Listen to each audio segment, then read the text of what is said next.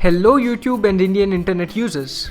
Ever since the internet was started, it was organized around the principles of openness, fairness and freedom. One of the rules that governs internet is net neutrality, the idea of treating all data equally.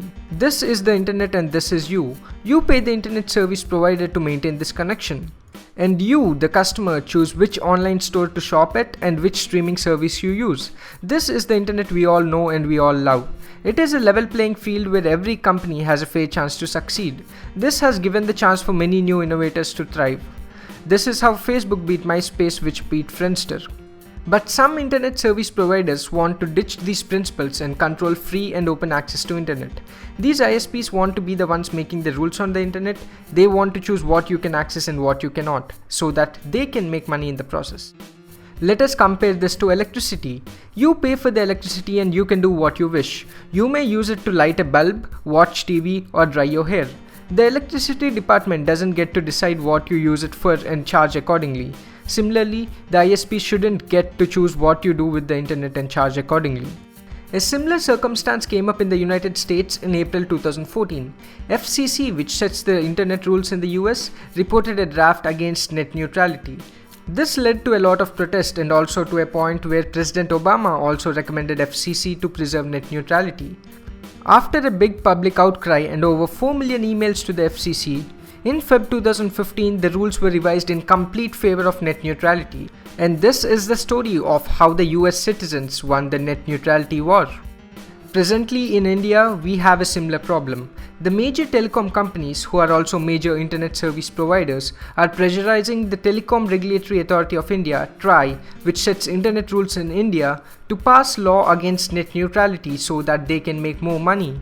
Reliance has gone ahead with the Facebook-driven internet.org, where you can access Bing for free but you have to pay to access Google, and you have access to Baba Jobs for free while you have to pay to access Naukari.com. They have sold it as a solution for the poor, but what they are really trying to do is build up more customer base, which will result in greater revenue.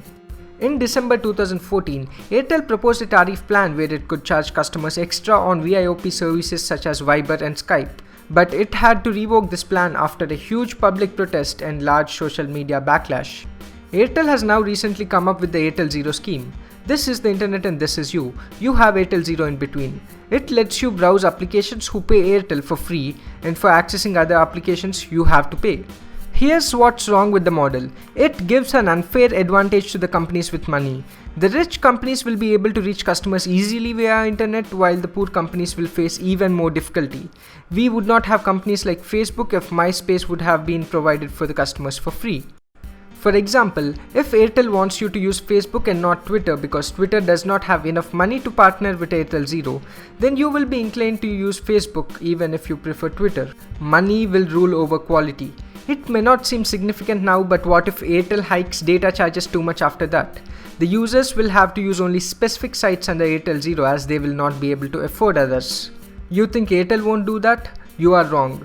These big telecom industries don't care for people and have a big history of having customer hostile plans.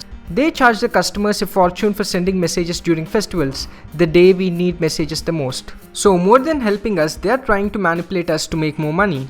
How scary is it to imagine the internet with Twitter and no Facebook, with Yahoo and no Gmail, with Vimeo and no YouTube, and Flipkart with no Amazon? That is exactly where the scheme is heading. The internet was always meant to be a level playing field. But with this model, the innovative startups will be crushed if they don't have enough money to pay for Airtel Zero. Bloggers will not be able to reach their viewers. The situation is only going to get worse when all the other telecom companies start similar schemes. The startups would have to pay to multiple sources to make their content accessible to the increasing population. The internet is just too important, and we don't need gatekeepers like Airtel who choose what content we access on the internet.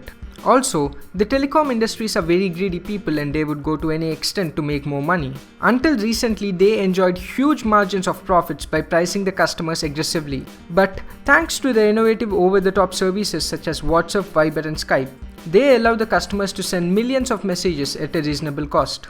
The telecom industries were not able to innovate like these over-the-top services. So instead of innovating, the telecom industries choose to make more money by manipulating the society with their same old services but with illogical schemes.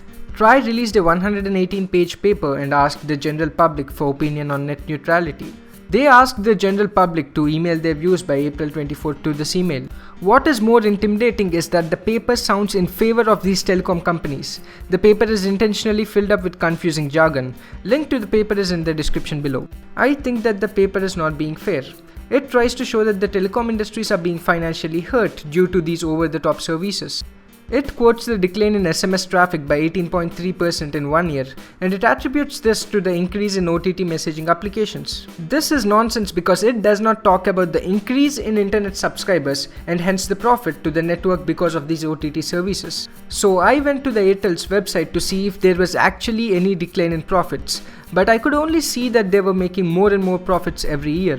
It is insane on their site to charge me more if I want to use my favorite website. It is none of their business.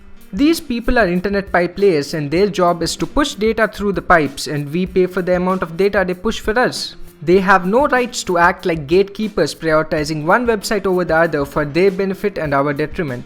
If these regulations are in place, we will lose the internet we love. So it's high time we, the Indian internet users, stand against it. Here's what we can do to save net neutrality and the open internet we all love. 1. Sign this petition on change.org. 2. Write directly to Try at this email ID. You can find a sample email in the description. 3. Share this on Facebook, Twitter or any other social networking website so that we can get as many people as possible to win the net neutrality war in India. We should win this war. Peace.